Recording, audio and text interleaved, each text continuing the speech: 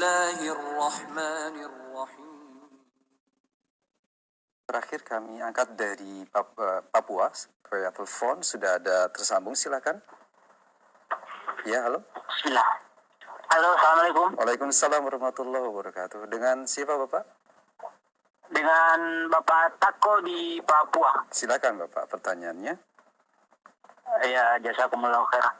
Assalamualaikum Ustaz. Yang ingin saya tanyakan masalah arsy. Apakah orang yang meyakini bahwa Allah tidak di atas arsy itu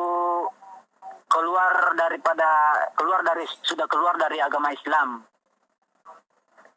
Iya. Itu saja. Pertanyaan saya. Baik Bapak. Barakallahu fiik. Terima kasih interaksinya di pagi hari ini. Silakan Ustaz.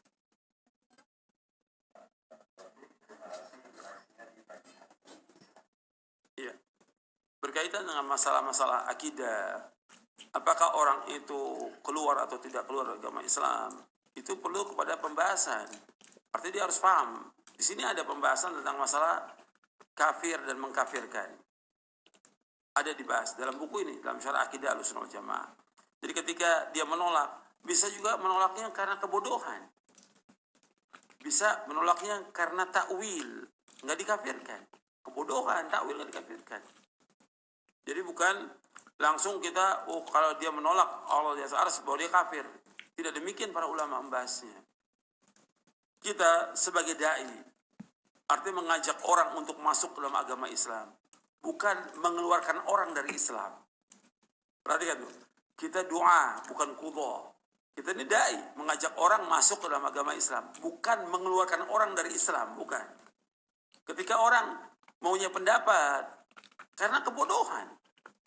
Syekhul Islam Ibnu Taimiyah rahimahullah dalam penjelasan beliau Bayan Talbis Al-Jahmiyah, kitab ini 10 jilid, di juz yang pertama beliau menjelaskan kepada tokoh-tokoh ahlul bidah.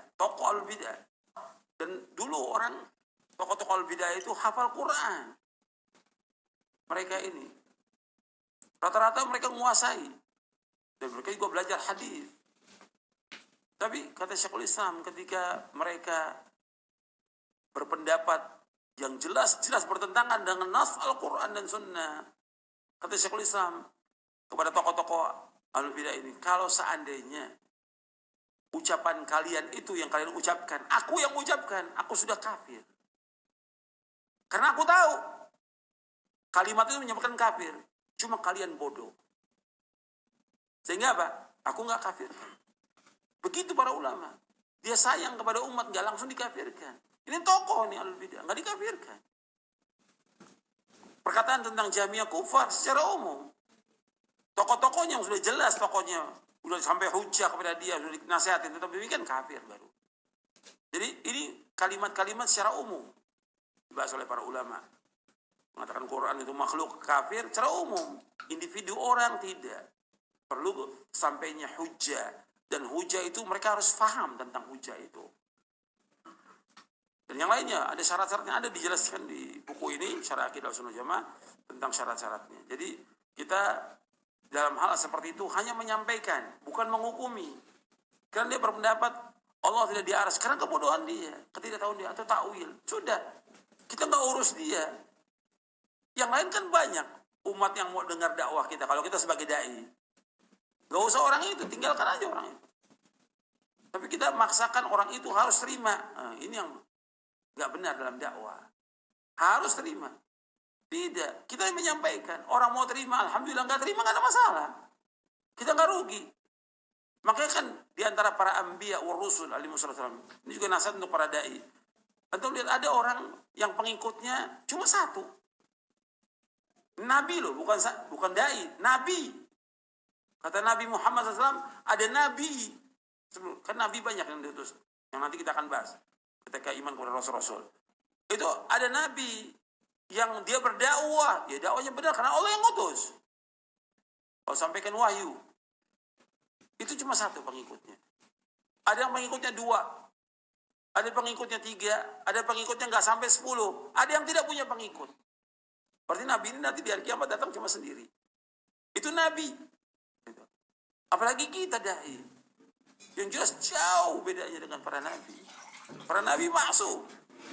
Tapi itulah dakwah. Dakwah itu ada yang terima, ada yang tidak terima. Ada yang kemudian memfitnah, menyakiti dan segala macam. Itulah dakwah. Makanya kita hanya menyampaikan. Yang paling penting bagi kita belajar. Itu yang sering saya ingatkan. Belajar. Kita menuntut ilmu, kita baca Al-Quran, baca kitab tafsirnya, baca kitab hadis, baca kitab akidah, ulama salaf, pahami dan amalkan. Dakwah kan yang paling pertama kali keluarga. Adapun orang lain, hanya kita menyampaikan. Kalau mereka mau terima, alhamdulillah, nggak terima, nggak ada masalah.